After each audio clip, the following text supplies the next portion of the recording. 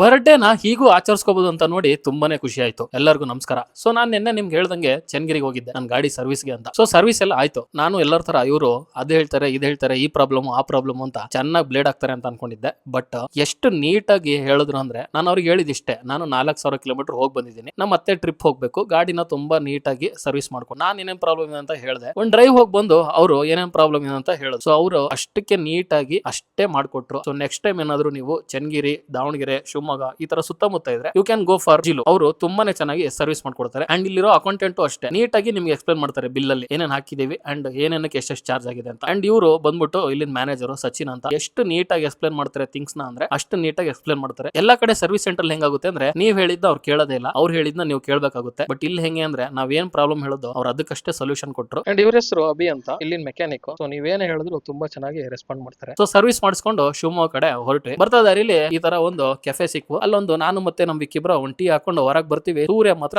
Super ಆಗಿದ್ದ, ಸನ್ ಕಿಸ್ಡ್ ಅಂತಾರಲ್ಲ ಆ ರೇಂಜ್ ಗೆ ಸಾಕಾದಾಗ ಫೀಲ್ ಕೊಡ್ತಾ ಇದ್ದ. ಎಲ್ಲ ಮುಗಿಸ್ಕೊಂಡು ಸಂಜೆ ಆಯ್ತು, ಮನೆಗ್ ಬಂದೆ. ಬಟ್ ಇವತ್ತು ಶನಿವಾರ, ನಾನ್ ನಮ್ ಬಾಸ್ ನೋಡಕ್ಕೆ ಹೋದೆ. ಎಲ್ಲ ಶ್ರಾವಣ ಶನಿವಾರ ಅಂತ ದೇವಸ್ಥಾನ ಫುಲ್ ಇತ್ತು. ಬಾಸ್ ದರ್ಶನ ಆಯ್ತು, ದೊಡ್ಡ ಬಾಸ್ ದರ್ಶನ ಆಯ್ತು. ಏನೋ ಗೊತ್ತಿಲ್ಲ, ಶನಿವಾರ ಈ ತರ ಕೋಟೆ ಆಂಜನೇಯಕ್ಕೆ ಹೋದ್ರೆ ನಂಗೇನೋ ಒಂಥರ ಖುಷಿ. ಹೊರಗ್ ಬರ್ತೀನಿ, ಈ ತರ ಬರ್ಡೇ ಸೆಲೆಬ್ರೇಷನ್. ಇದು ನಮ್ ಶಿವಮೊಗ್ಗ ಮಹಾನಗರ ಪಾಲಿಕೆ ಮಾಜಿ ಅಧ್ಯಕ್ಷರಾದ HC ಯೋಗೇಶ್ವರ್ ಬರ್ಡೇ ಅಂತ ಗೊತ್ತಾಯ್ತು. ನೋಡಿ ತುಂಬಾನೇ ಖುಷಿ ಆಯ್ತು. ಸೊ ಮುಂದಕ್ಕೆ ಬಂದೆ. ನಾನು ಕೋಟೆಗೆ ಹೋದ್ರೆ ಹಾಗೆ ಬರಲ್ಲ, ಅಮ್ಮನವ್ರಿಗೆ ಒಂದ್ ನಮಸ್ಕಾರ ಮಾಡ್ಕೊಂಡು ಮುಂದೆ ಬಂದೆ. ದೇವಸ್ಥಾನಕ್ಕೆ ಹೋದ್ರೆ ಏನೋ ಒಂಥರ ಖುಷಿ. ಸೊ ನಾಳೆ ಮತ್ತೆ ಇನ್ನೊಂದು ಲಾಗ್ ಜೊತೆ ಸಿಗ್ತೀನಿ. ಎಲ್ಲರಿಗೂ ಶರಣು.